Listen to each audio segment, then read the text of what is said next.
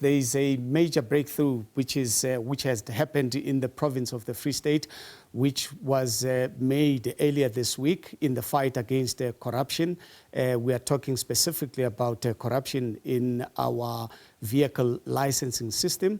This after authorities arrested the alleged ringleader of a multi-million-rand syndicate operating across Gauteng and the Free State. The Road Traffic Management Corporation says the group used stolen natives' login credentials, bogus companies, deceased people's identities, and manipulated vehicle classifications to evade license fees, while also fraudulently issuing roadworthy certificates. The arrest follows a 3-year investigation involving the RTMC, Hawks, and the South African Police Services, with more arrests expected in days to come.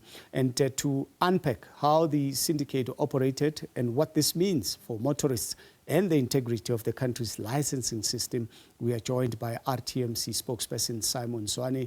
This sounds like a very big operation, Simon. Give us a sense of the modus operandi and how you got wind of this syndicate. Yeah, thanks very much, Tabitha, for inviting us. Yeah, this is a big breakthrough, which we have been investigating for the past year.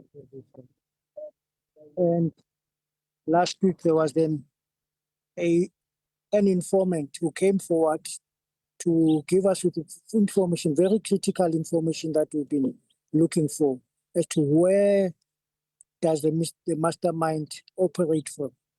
And we're able to identify his house, got in there, found the equipment that they use. The modus operandi that they are using really is to use insider information. They're fed information by insiders.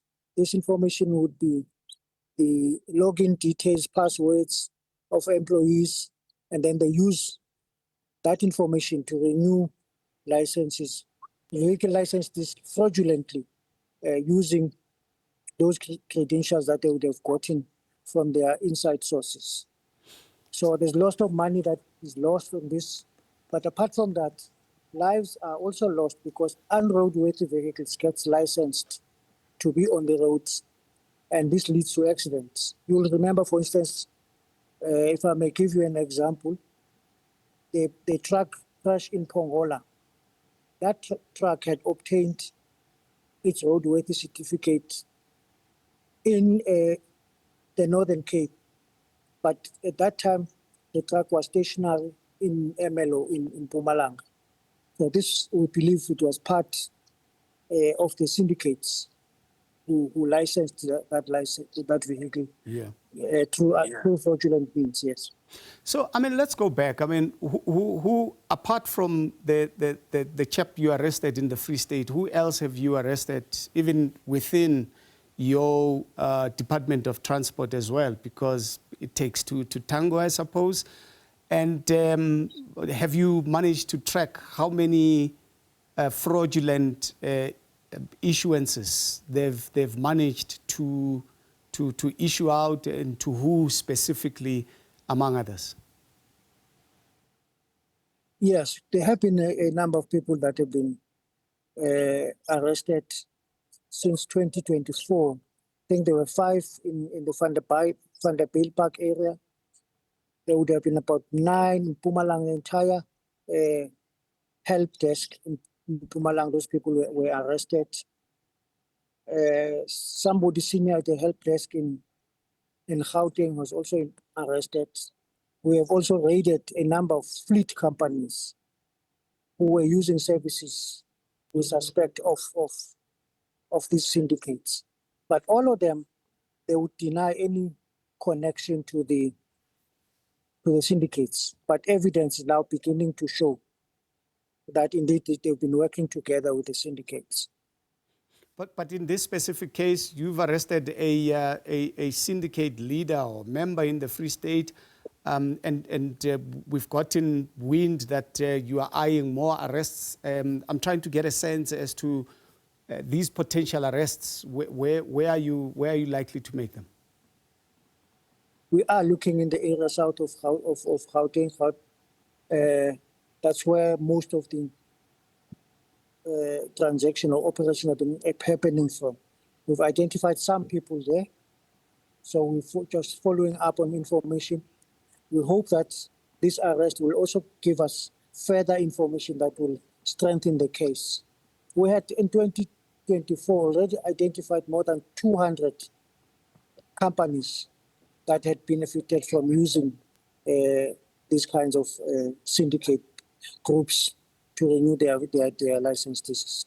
So yeah, we have sufficient information to be able to press charges against the people that we've arrested. Yeah. So the login details that you spoke about earlier on, am I getting a sense that these were stolen from those that are working for the Department of Transport, or are you saying that perhaps some of those that work in the Department of Transport were part of the scheme? We suspect that they were colluding with the syndicates to exchange this information, which enabled the syndicate to then do their unlawful operations. And when it comes to those that were buying these discs or utilizing the services of this syndicate, it sounds to me like, because in most cases you are referring to fleet companies, is that where the operation is concentrated in most cases? In most cases, it's fleet companies that have been benefiting from this company. I mean, when we raided another company in Mpumalanga, that company was owning 120 trucks, and most of the trucks were not legitimately licensed. So, I mean, doesn't this say something about your system, perhaps? Because the Mpumalanga incident that you are referring to, if I'm not mistaken, happened sometime last year. And this incident, the arrest was in the Free State this past week. And there are other incidents as well that have been happening in different parts of the country. I think in Mfuleni was also an incident that happened a couple of weeks ago. Isn't there a way of closing this particular loophole instead of dealing with this particular issue as and when you get wind of it? Yes, we had improved the system to close the loopholes that are being used. But because the people we're dealing with are receiving information from insiders, they keep on identifying other areas that they can exploit to enrich themselves. But the system is continuously being reviewed, and we identify the loopholes that are being used. Yeah.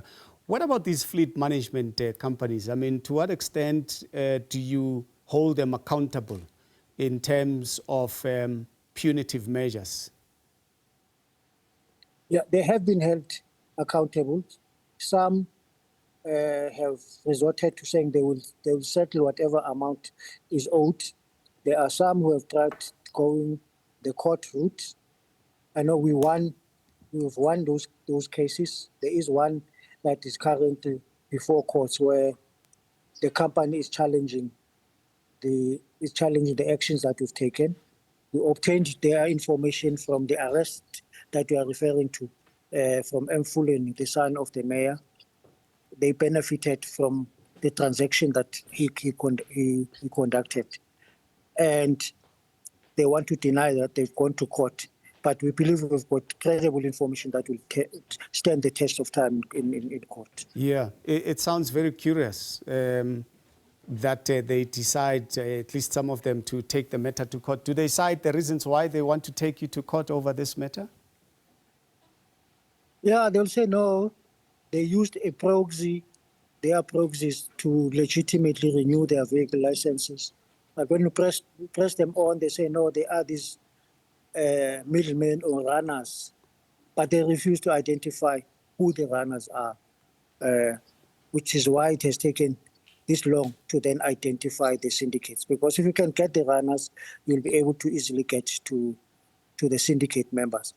But we believe we've now had a breakthrough, and more arrests are now imminent.